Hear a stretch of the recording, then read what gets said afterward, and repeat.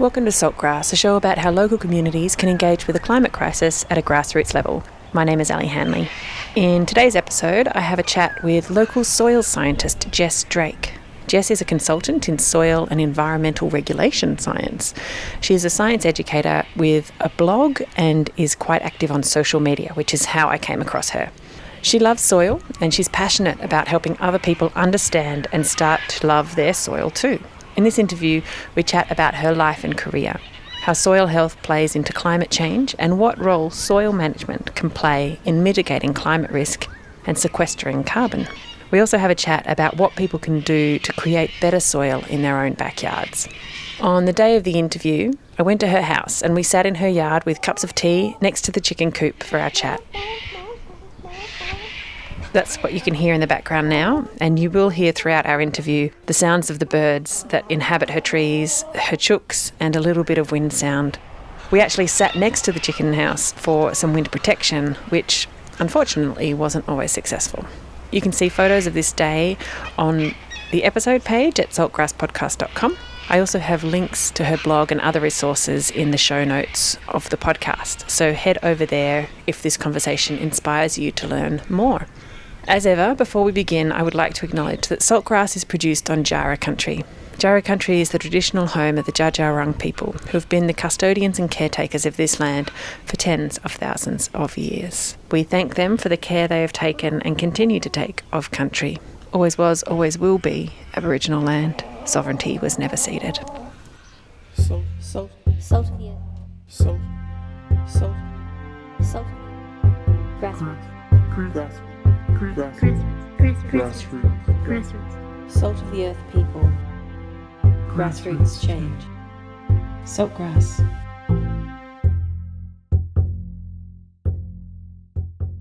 Listen to all episodes of Saltgrass on your podcast app or at saltgrasspodcast.com.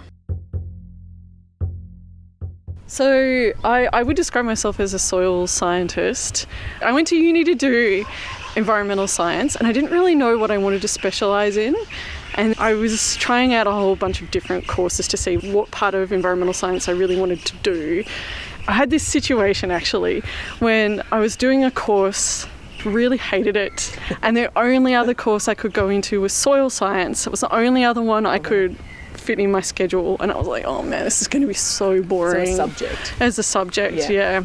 And so anyway, I went to the first lecture for that just to see what it was like, and I had this amazing professor called John Field, and he was just so good, and I just fell in love with soils from that point. Wow. And not expecting it at all, and kind of have continued doing that ever since.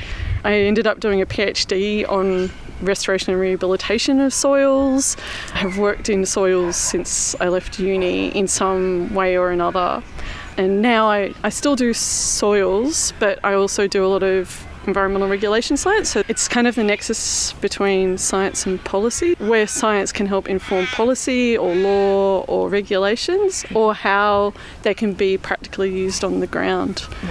So yeah, that's what I do now. The soil science that I do at the moment, it's mostly around understanding people's land. So I have a lot of people who maybe are undertaking biodiversity conservation, and they might have gully erosion or tunnel erosion on their blocks that they want to try to stop and they want to manage, and so I go out and I'll do an assessment for them. Or I work with a lot of farmers who are trying to do more sustainable land management practices, better understand their soils and what we describe as being land capability. So what is that soil, what is that land actually capable of growing, producing, and not kind of pushing the soil over its natural boundary of what it's actually capable to grow. So that just sounds smart. A lot of people, historically, have come to Australia and just gone, great, look at these fertile plains, we will just grow what we're used to growing back in Europe or in America or whatever. And yeah, I think we're going to explore that a bit further on, the specific nature of Australian soils. But this idea that people are now starting to get smart about what they're farming and make it actually suit their environment sounds really good. And I've done an episode previously with Dean Belfield about the local regenerative agriculture movement, and they do a lot of education around soil with the farmers who are undergoing that. So there's a burgeoning movement of soil enthusiasts, I think. Yeah, I think so too, which is awesome. It's pretty exciting to see so many people starting to care about soil. When I first went into soil science over 15 years ago, like it wasn't very popular, and now everyone's like, oh, soil's the key to like so many things in life. Yeah. And it's so cool that literally at 8:54 this morning I got an email in my inbox saying the National Soil Strategy has been released. Wow. It's the first time I've seen a National Soil Strategy that's actually considered people who care for land, regen ag, traditional owners, traditional knowledge, and actually trying to think about how to care for our soils, like really genuinely care for our soils. So I had done some work in my house, which I bought almost 12 years ago. And at one point I was working with someone who was in permaculture, and I just referred to buying some dirt. And I got told off so severely. So can you tell me the difference between dirt and soil? Oh, that's really funny, Ali. It's really funny because in the soil science community there is a saying, don't treat soil like dirt. And I think that's because like when we think about dirt, we think of dirty things and we think of bad things. It's got a negative kind of connotation to it. Whereas soil is about life. Yeah. So soil's everything that's under our feet, and it helps sustain everything above our feet. So soil's formed through 5 soil forming factors. It's time, climate, geology, landform, which is things like rivers, streams, mountains, hills, things that shape the land, and vegetation, so biology. And together those things create the soil that is below our feet. And then within that soil itself, there's air, there's water, there's nutrients and salts, there's organisms, there's organic matter, so decaying pieces of plants or animals, and there's mineral material, which is from the geology. So all of that together really creates soil. I like to try to think of it as being more like a living organism because it's just got so many components to it and it's alive. There's animals and fungi and plants living in it. Great. So if all of this stuff is in soil generally, your microbes and everything else you were just talking about, what makes for particularly healthy soil and what makes for unhealthy soil? Unhealthy soil, we call it degraded soil. So degraded soil is soil that's low in organic matter and carbon, can't hold water, it's more susceptible to erosion, often has very few nutrients. Around here in the goldfields area, because of the extent of mining, the gold diggings, as well as how many times the trees were chopped down, I believe someone told me in this area a lot of the trees were chopped down up to 3 times. So first for the gold mining and then for different industrial facilities. And so the soil's become really skeletal, so it's really thin, it's really stony, and there's not a lot of organic matter or substance to it that helps with nutrient cycling. I'm amazed with this landscape here in central Victoria how in winter you get grass and everything looks green and nice, but as soon as that summer heat comes in, it's like the soil here has no capacity to hold moisture. It almost instantly gets cracked. And when you try and garden, you very quickly get to what you feel like is either stone or clay. It turns into concrete in summer. It's really hard to handle. I actually had to dig a hole one summer and hired a jackhammer. Literally hired a jackhammer so that I could get down deep enough. Oh no, yeah, and you're totally right. Like that's one of the things that's happened here is that because of all of that erosion that's occurred, like they say that most of our soil is now in the Loddon and the Murray River, and even further out, possibly even out in the ocean. And we've lost all that organic matter that helps to protect soil and to draw in moisture and to capture that moisture, and so it ends up becoming like concrete because it's all gone. But like you're slowly seeing it recover, You're seeing all the trees come back and you can see some understory coming back, and that's going to bring back some of that organic matter and that organic carbon back into the soils. And that's really what a good soil is. It's a soil that's got plenty of organic matter, plenty of nutrients, is able to retain water. Water is actually more important than anything else in soil, because without water you don't have nutrient cycling, so the organisms can't cycle nutrients, which also means they can't draw carbon into the soil, and you don't have decomposing organic matter. So without moisture, without the soil being able to retain moisture, you don't have those natural processes happening, which is so fundamental to healthy soil. So if the soil dries out completely over summer, does that just take it back to square one each year, or it just it slows down its capacity? Yeah, it just slows down its capacity. So I completely agree with you. In summer here, you see everything just go bare, and it almost goes into hibernation over summer because there's no moisture in the soil when traditionally there would have been. And you hear like Jar Jar Wurrung talk about upside down country, that this is all upside down, and there's erosion and salinity, and there's heavy metals in the soils as a result of the mining that's occurred.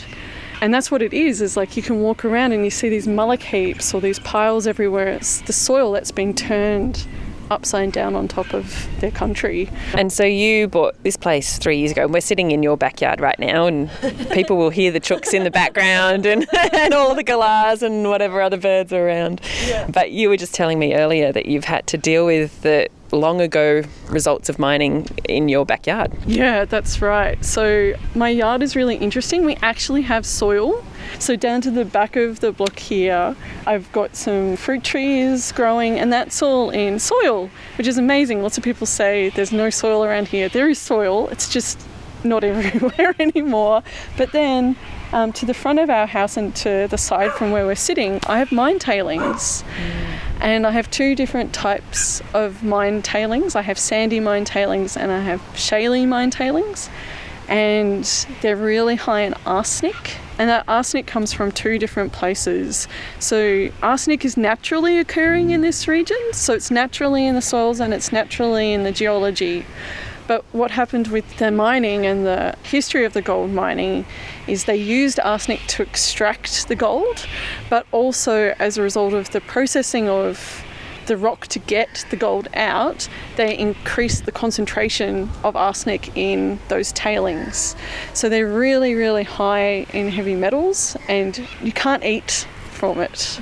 It's above the threshold that they suggest you put plants in, and so in that area I've repurposed it for wicking beds because that's something I can do with that spot. I've used all secondhand materials to build my wicking beds, and I'm still being able to use it in a sustainable way.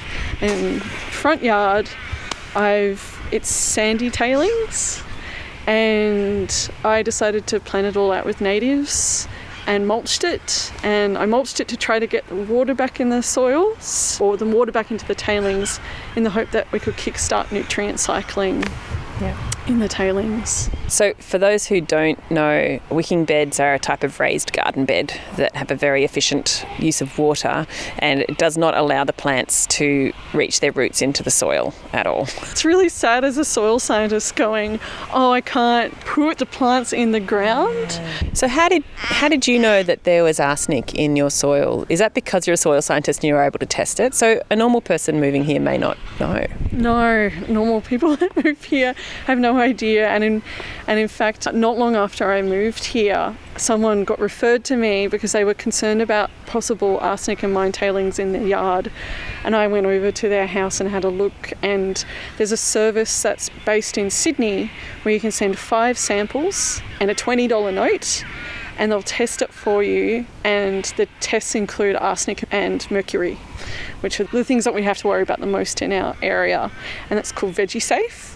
And it's at Macquarie Uni. So it's a way that anyone who moves here can check to see if they have arsenic in the area where they're planning to grow food for their household. Yeah. That's great to know. Yeah. I'll put a link to that in the podcast description. So if anyone in Australia really wants to test their soil, you can do that, which is really important, because if you didn't know, you would blithely grow your leafy greens or your citrus and then be consuming those heavy metals.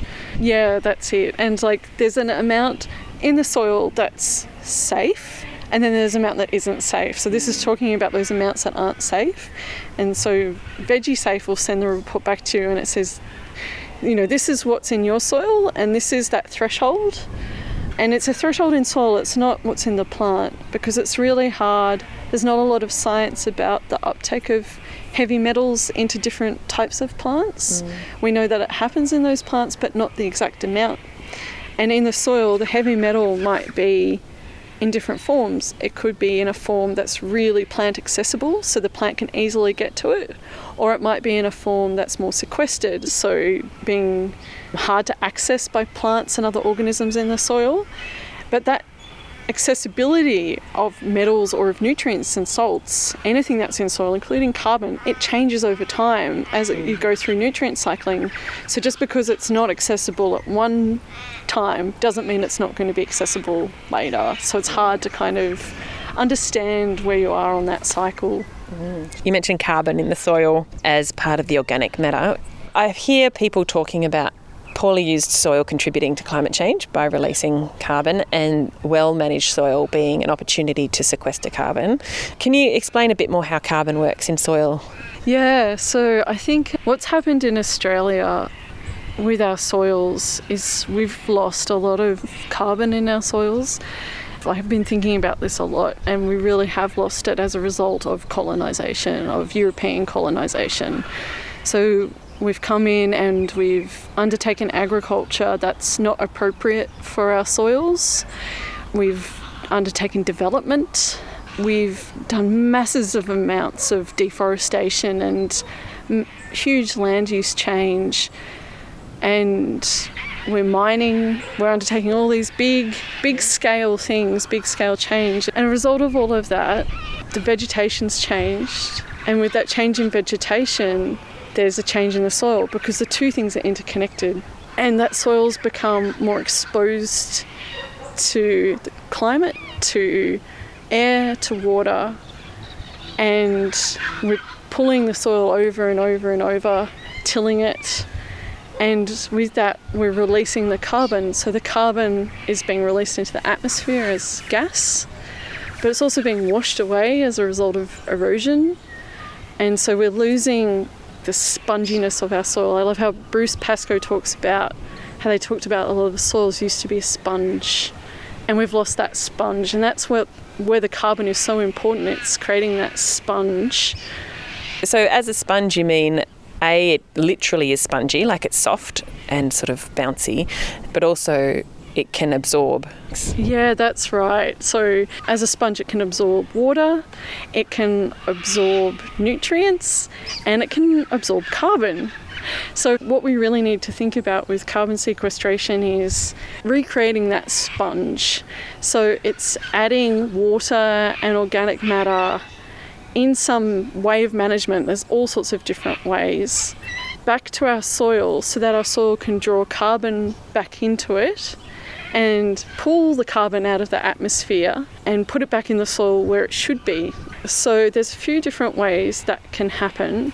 One is through soil organisms. So soil organisms with the right type of moisture and food in the soil, they, like you and I, will go through respiration. So that respiration process that they go through, where they're turning organic matter into food, and then they're actually pooping, I suppose, excreting organic matter into the soil. So they're actually causing the cycling of carbon within the soil themselves. Bacteria is probably the biggest one in soils. I think they were saying there's in every teaspoon of soil, there's over 1 million different organisms, and most of them are bacteria.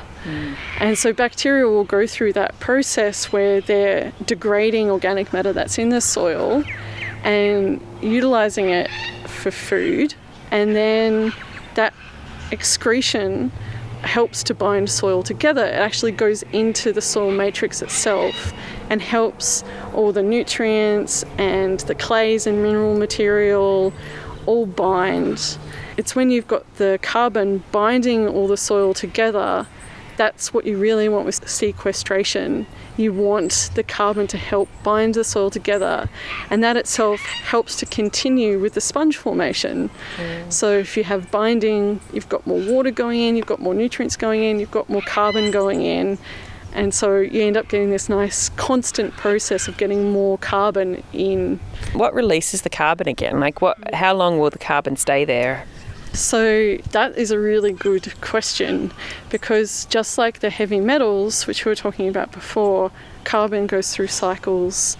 And so when it's all the way stuck in the clay, it will stay there for a really long time. And that's the stuff that we really want for carbon sequestration. But if we do management activities like constantly till the soil, all the soil gets broken up, and so it's exposed to the environment again, and then you have the process of it going up into the atmosphere or being washed away again.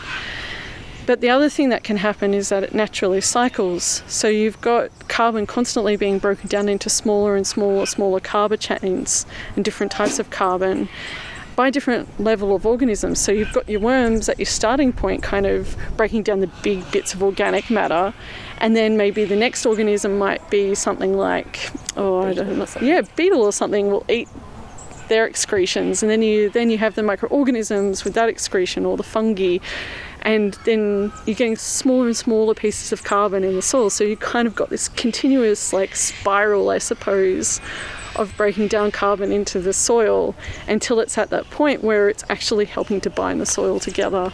People talk about planting hundreds of trees or thousands or millions of trees to save the world.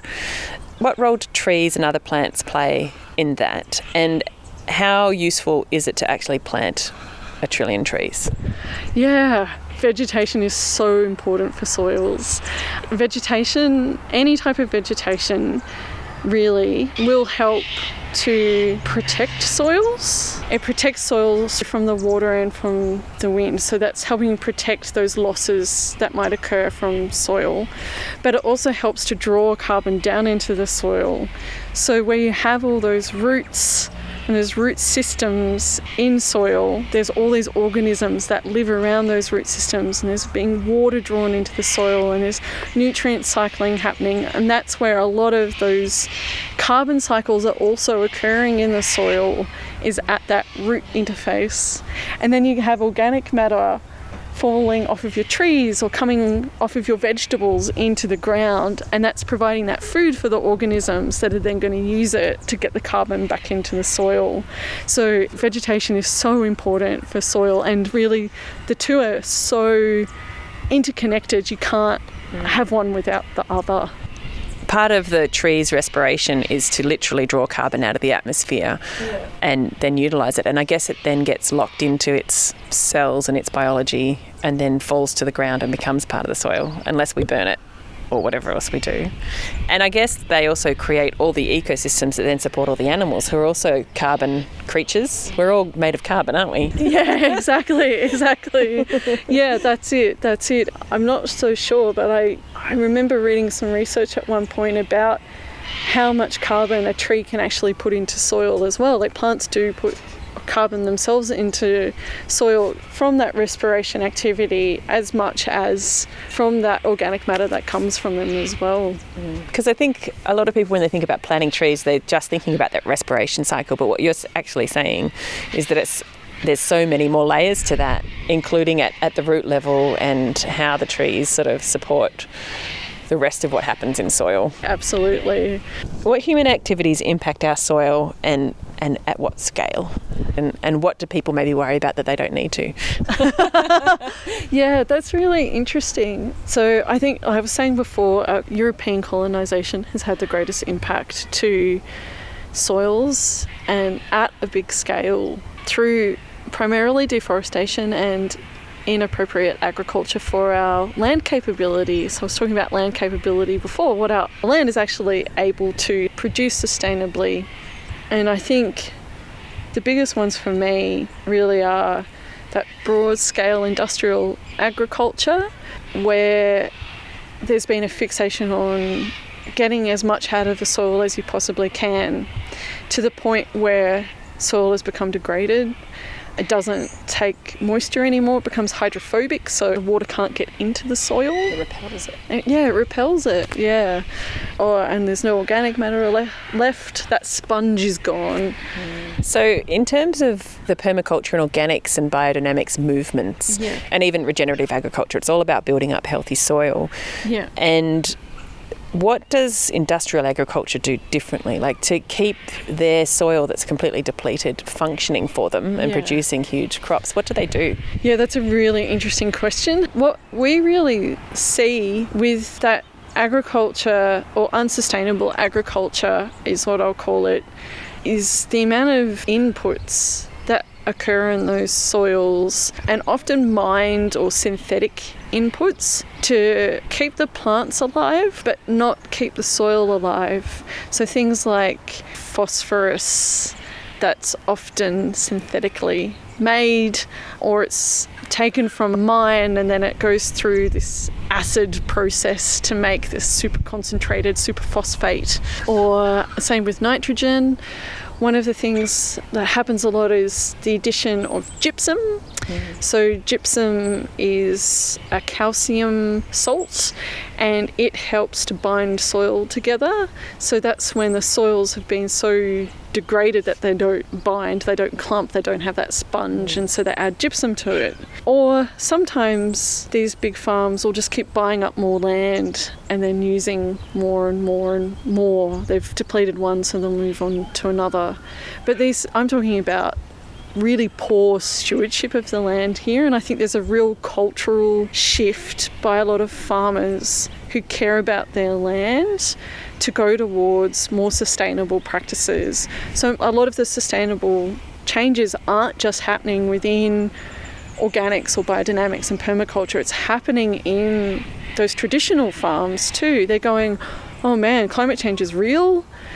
Oh man, my soil, what have I done? What has happened from like these generations of people who don't understand this land? What have they done to it? It's a complete mess. And they're going, what can I do?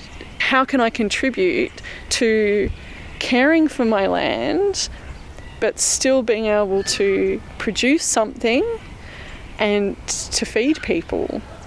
And I think even a lot of traditional agriculture are thinking about practices like no-till agriculture, so where you stop turning over your soil and you think about keeping the soil intact when you're planting it out. So you put tiny little holes in the ground instead of ripping the whole thing over.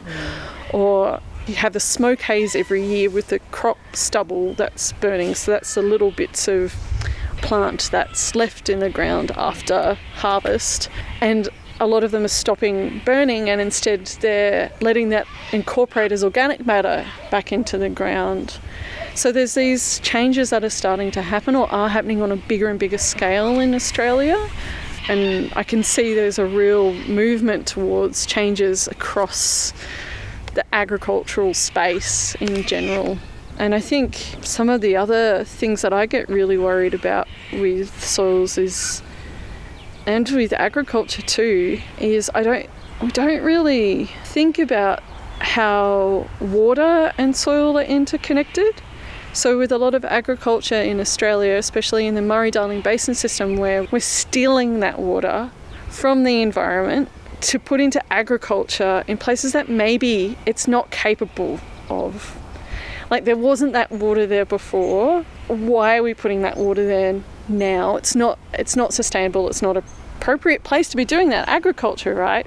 And as a consequence of that, we're taking water away from natural environments, but also from the soils in those natural environments. So those soils might have been used to flooding over and over and over again, and now they're not getting those flooding. If you don't have that water in the soil, you don't have that nutrient cycling, you don't have that carbon sequestration happening. And so if you're not having that regular flooding, then that soil is inherently changing and you're losing carbon. But it also means if that soil is changing, that the plants associated with that soil are changing too. And also all of the animals that maybe migrate or rely on the flooding. And I did an episode a while back now about the film When the River Runs Dry, by 2 local filmmakers who were exploring the fish kill in the Murray-Darling Basin, and it really looked into those natural cycles of flooding and stuff. And now we're building suburbs on floodplains and things. Because we're just like managing the water so tightly, we're not allowing it to spill the banks anymore to save people's homes. But actually those homes shouldn't be there. And we're using that water on places that should be dry. Yeah, I completely agree. We're still in that colonial headspace of thinking about how can we shape the land, how can we use it for our best interests, and not thinking about, well, how do we care for the land? How does the land naturally work? How do we work with the land? And I think it's that we haven't gone through that cycle yet. And I think that case of putting houses on floodplains, that's a broader development issue, which worries me as well, because there's a lot of controversy at the moment, especially in Macedon Ranges Shire, about being allowed to build on arable farming land. And development is slowly encroaching more and more on healthy, good soil that's actually got good capability, or might be full of good native plants and vegetation and is healthy, and we're just putting houses there. And getting that balance of places for people to live versus how should we actually be using this land, how should we be caring for this land. It's really bothers me. So we've been doing a bit of collaboration with a little ethical NGO called Ethical Fields, and they're really interested in effective altruism of degraded land. So that's working out what is the most effective with the dollar and with time and with resources way of using degraded land. So is it putting in solar panels if the land is really degraded and like it's just not recoverable? Is it planting things? Is it community gardens? Is it, in the cases of old mine voids, can you put in little hydropower stations? Like what are the ways that you can use this degraded land that's going to be beneficial? It tries to decarbonise and sequester carbon and is good for community. That's really ultimately what they're thinking about. So they're kind of spread out all around Australia. Some of them live in Melbourne, some of them are in Newcastle. Yeah. And they work with a lot of communities in those spaces. In Australia, we've got so many different environments, from tropical rainforests up north to alpine areas to desert. What can you tell me broadly about Australia and Australian soil as unique to other places in the world? Yeah, Australian soils are some of the oldest soils in the world.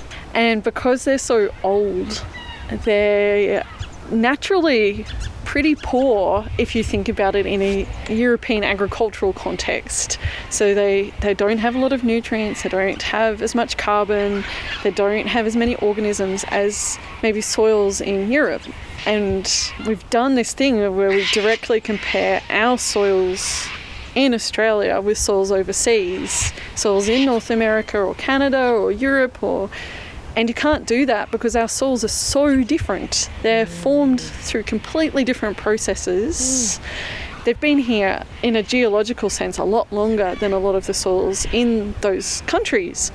So the biggest difference between our soils in Australia and the soils in those places are that the soils in places like Europe and North America, they're newer. They're much, much newer because a lot of them have been formed through glacial processes, and they've been formed through glacial processes that didn't happen that long ago. I have cousins in New Zealand, and they've got very tall, impressive mountains, and America's got beautiful mountain ranges, and so is Europe and through Asia. And they look at our mountains and they laugh, and they know they're not really mountains, they're just hills. And our most impressive mountains are not really mountains to them, but that's sort of a sign of how old the mountain ranges are. Yeah, you're totally right, Ali.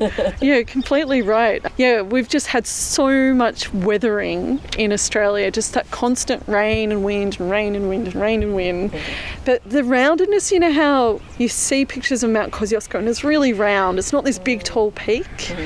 And it's that roundedness actually demonstrates that really long erosion process where it's happened over hundreds of thousands of years. Whereas all those other countries that you're talking about with the big peak, they haven't had nearly as much erosion because they're really pointy. Yeah. And so just thinking about the world, how does Africa or, say, China compare? I know China's got massive mountain ranges in the Himalayas, but sort of that plains or the steppes. Yeah, so they have a lot of really old soils as well because they're similar. They haven't gone through more recent either glacial or volcanic, like in New Zealand, processes. So they've got really old soils too. I have heard, and I'd have to double check this, that we do have, our soils are older than China or Africa in those places where they have the flatter, kind of more arid landscapes as well. What you're saying is that naturally Australia has the oldest soil, which is more depleted, but when white people first invaded and colonised, they have descriptions of here in central Victoria, the landscape being beautifully lush and deep, like knee-deep soft soils, and even the way the plants all interacted, we had massive trees and open plains and all sorts. Yeah, no, Ali, you're totally right. And I think that the thing to think about with that is that our plants and animals have adapted to this old soil. So of course it was lush and beautiful because all those plants were supposed to be here. They were protecting the soil or in harmony with the soil. They were all working together. And we had our First Nations people who knew how to care for the country. They knew what to grow where, all the beautiful Murnong fields that were everywhere. They knew what the land could sustain. And I think that's, Europeans came here and they went, oh, we've got to do the same things as Europe. But they had this soil, this new fresh soil that was full of nutrients and that could sustain those plants and the plants that they brought here. But the soils here weren't adapted for those plants. They took it completely out of context and didn't stand back and go, hey, what are the First Nations people actually doing here? Like, how are they looking after this country? Yeah, that's really interesting because I think the assumption obviously was, hey, these people don't have our technology and they don't have our farming methods. They must have just not been smart enough to figure it out. But actually what we're hearing through people like Bruce Pascoe and others is how sophisticated the Indigenous way of living on this land was and how actually they didn't need all the trappings of civilization because they had figured out. Yeah, they totally had everything figured out. Then our ancestors came along and just screwed everything up. Let's talk about you and your blog and what you're doing locally, because when I first came across you, it was on Facebook and you just posted something about soil and I was like, oh wow, I should totally talk to you. You sound really interesting. And when I commented saying, oh, I'd love to chat to you on my show, so many people said, I'd love to hear an interview. Oh, I really want to hear that. That's such a great idea. So you're known locally because you've been running a little blog about soil. Maybe just tell me about what you're doing with that blog and what you're hoping people will pick up from what you're saying. I started a blog in about 2010. It was during my PhD. And I just needed to do something creative and fun with soils. It wasn't just hyper-focused on doing research. My plan with that blog was to make it an engaging, fun, interesting and accessible way to understand soils and soil scientists. And I had a lot of fun with it at the time because I met other awesome soil scientists around the world. I met other science communicators. It was just when science communication was really starting to take off. And my blog ended up going to the then Prime Minister Julia Gillard. They took it as an example to her because there wasn't a lot of it at the time.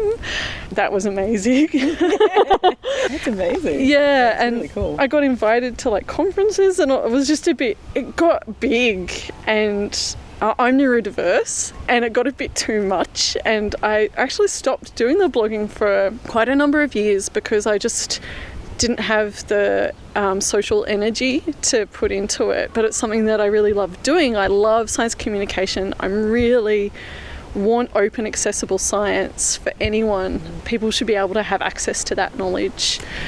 And so I started blogging again in about 2018 on my works blog.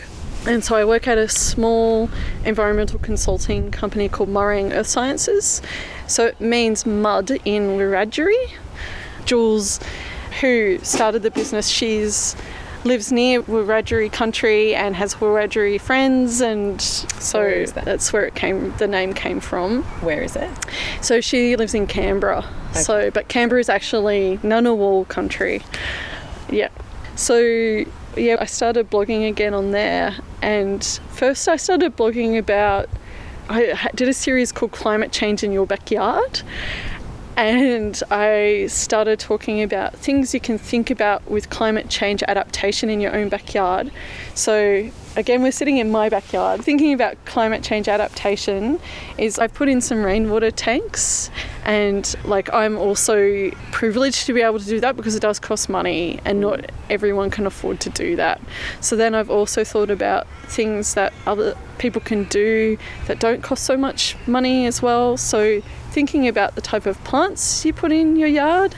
So I've put in a whole bunch of different type of food plants, so European things, but also native species. Auntie Julie is the one to talk about all of this, so I'm not going to go into any detail, but I've put in a bunch of bush foods that I know can live around here. But I've also thought about native plants that I've put in. I haven't just put in endemic plants or native plants that are known to be in this region. I've also thought about we're going to be like Dubbo or like Mildura in 30, 50, 80 years time. Yeah, that's kind of still up in the air. So I've thought, well, what plants live there, and planted some of those here too.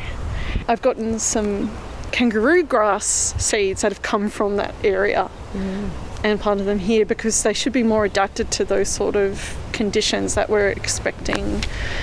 So when we moved here, I went, now I've got a garden, I can actually think about what I can do to adapt to climate change, not just for me personally and for terms of food, but also for the biodiversity. So thinking about putting in plants that can help sustain that biodiversity. And I went to this awesome website, and it's a collaboration between the Bureau of Meteorology and I think CSIRO and Australian government, and you can go and look up your climate analogue. You can go, this is where I live, and it'll say what the climate's going to look like in 20 years, 50 years, 80 years where you live, and it will compare it with somewhere else in Australia that's already like that. So if you go to this website, it says, this part of Victoria is going to be like Dubbo. And Dubbo is quite arid. I don't think it's described as completely arid. I think it's described as semi-arid. So that means it has lower rainfall. So I think they have 400 millimetres, 450 millimetres a year. We currently sit on about 550 millimetres a year. It has less rain in winter than what we currently do here. So we're going to be expecting less rain in winter. And some of the other things that they're talking about is longer summer periods. So we're going to have hotter, drier summers as well. And drier not necessarily as a result of evaporation, but because of the heat, because it's going to be hotter. So thinking about plants that are adapted to those type of environments and planting them here, we can think about trying to create spaces where we're still going to have plants for animals and for ourselves, and to try to cool the landscape that's around us to try to get those local temperatures down. And there's some people in town who are doing a lot about that as well, looking at species that are climate cooling and how they're adapted to different climate change scenarios. So you started putting that information into your blog with some achievable tips for backyards. Yeah. And so what's your blog called? It's just our work blog. It's called the Murraying Earth Sciences blog, and we blog about all sorts of things. More recently I was blogging about, and this is how you found me, about common soil problems in your backyard. So when you're worried about soils killing your plant, What are the kind of investigative things you can do to work out what is causing that problem? And that came out of community concern. Like, I wrote it because of community concern. I had a lot of friends, acquaintances and colleagues in town who were worried about purchasing soil or organic matter that was contaminated. And so I was like, well, how can I provide a way for people to think through what that might mean? Recently here, right through central Victoria and into Melbourne as well, there were suppliers selling soil and compost, which was maybe, I don't even know what the story is, you might know the story, but it was sort of industrial, perhaps, compost rather than the sort of compost you have in your own backyard. I do and I don't, because I know that there was a concern that there was a herbicide in the soil, and one of the things that I haven't seen, so I can't comment on it very much, is testing results. So I know there was concern about it, and I know some people who were really worried about it could afford the testing, because the testing is really expensive. It can be thousands of dollars. Yeah, right.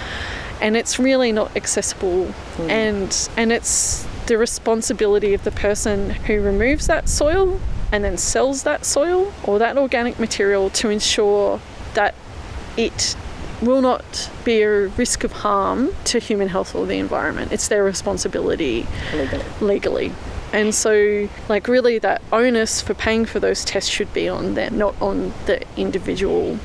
I think that that's one of the things that has happened is, like, if this can happen when we've got legal structures in place to try to minimise these contamination events occurring, what can we do as individuals to try to avoid that scenario happening again? I talked a bit about that in the blog, but some take-home messages or some key messages. It's make your own compost. If you can think about buying mushroom compost. So the reason why I suggest mushroom compost, and you can buy it organic if you're really worried, buy organic, certified organic, make sure it's certified. But mushroom compost, it has to be food safe. So because it has to be food safe, it's less likely to have chemicals in it.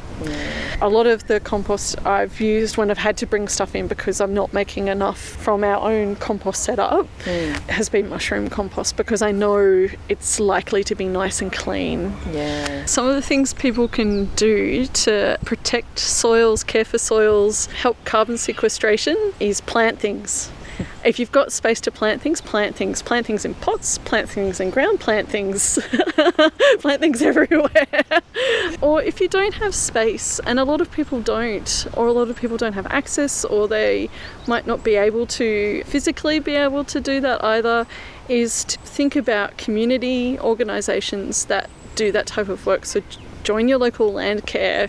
I know the land care group that I'm part of, they're trying to make it really accessible. So maybe if you can't get down on the ground to dig things, you might be able to help organise the plants or the stakes for the planting. So doing things that don't require so much physical activity. Go to your local community garden. And there's some of the things that I think are really fun things that people can do to look after their soil and think about carbon sequestration.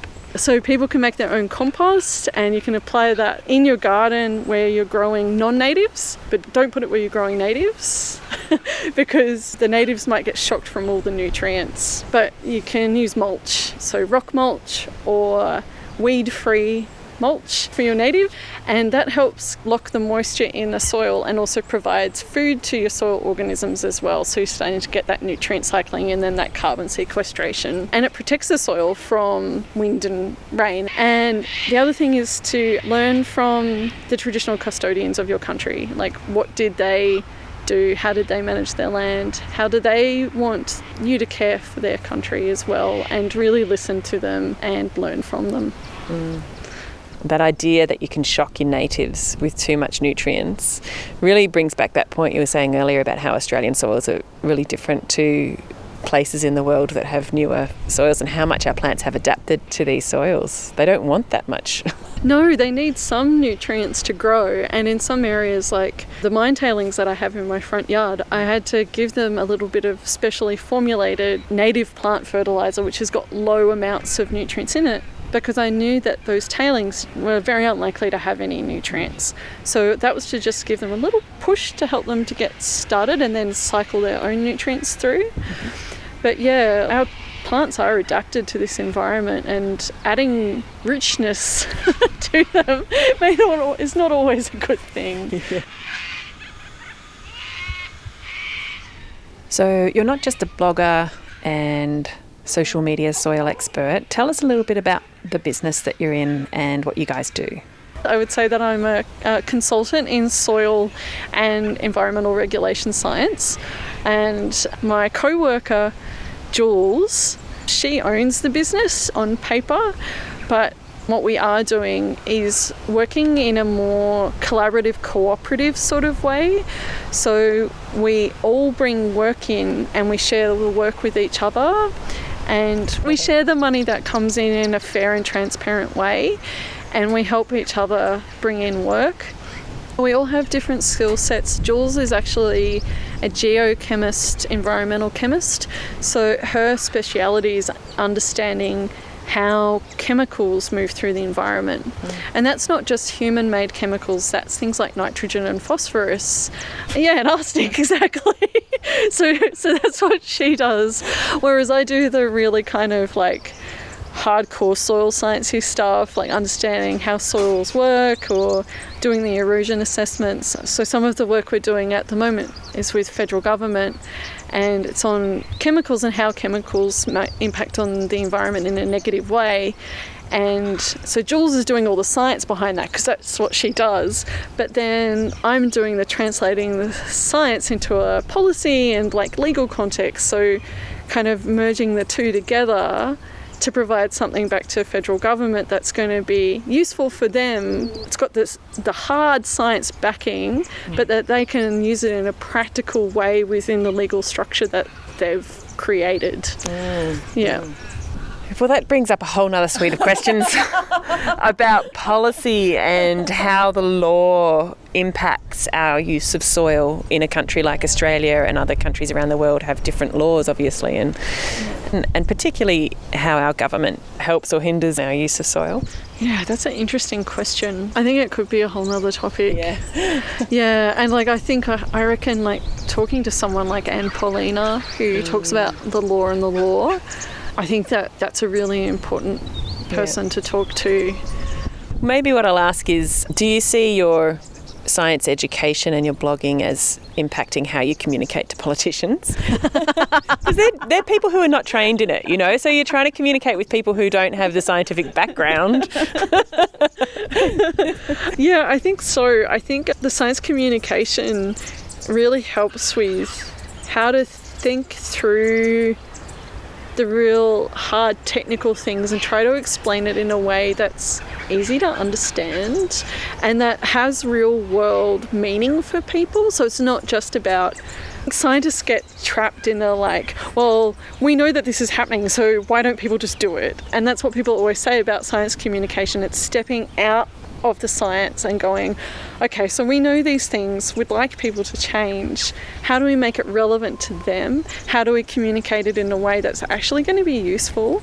And I think that's been really helpful for me with doing things like bring science into policy development, because I can go, okay, so they really need these things.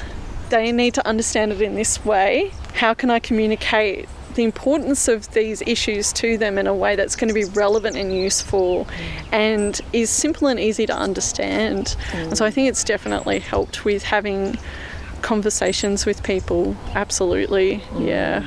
I did an interview with a woman who wrote a book about communicating climate change and how to talk about climate change in ways that make a difference. It's Rebecca Huntley.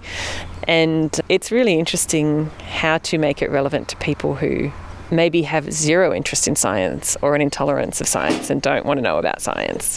And the climate crisis is happening because facts and figures don't work. You need to actually make it relevant to their lives, as you said, and make it accessible to their understanding of the world. I feel like I'm seeing a change in how people are talking about climate and how they're trying to make it accessible. Yeah, when I was at uni, there was a little climate change not-for-profit on campus. And I remember talking to one of the ladies there one day, and she said to me, and I've taken this with me, and because I'm not good at it, and I am going to admit I'm not good at this, she says, delight, don't fright. Yeah. And I tend to err on the like, everything's terrible, it's terrible. And I have to step back and go, well, actually, no, not everything is terrible. How can we delight people to engage them with change and to engage them with the climate crisis? And I think I try to do that in my blog by, rather than going, everything is terrible, here's some practical things that you can do, because anyone can do things that are going to be delightful. And it's not just for climate change, it's for biodiversity, it's for life, it's for beauty, it's for caring for the land. And it's remembering to step back and go, what is good? Like, what is good? Oh, how do we get to good? Step out of the fear. Yeah, step out of the fear.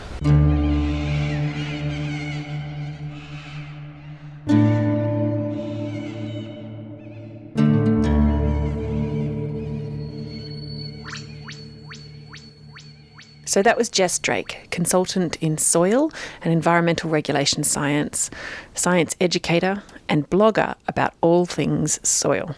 There are links to her blog and the website of the business she works for in the show notes if you're listening as a podcast.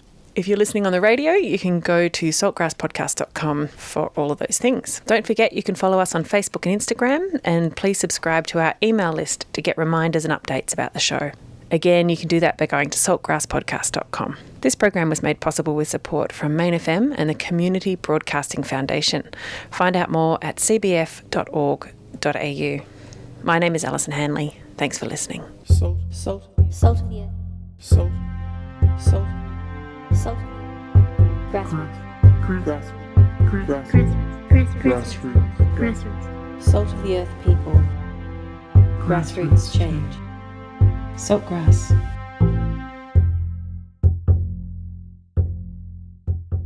Listen to all episodes of Saltgrass on your podcast app or at saltgrasspodcast.com.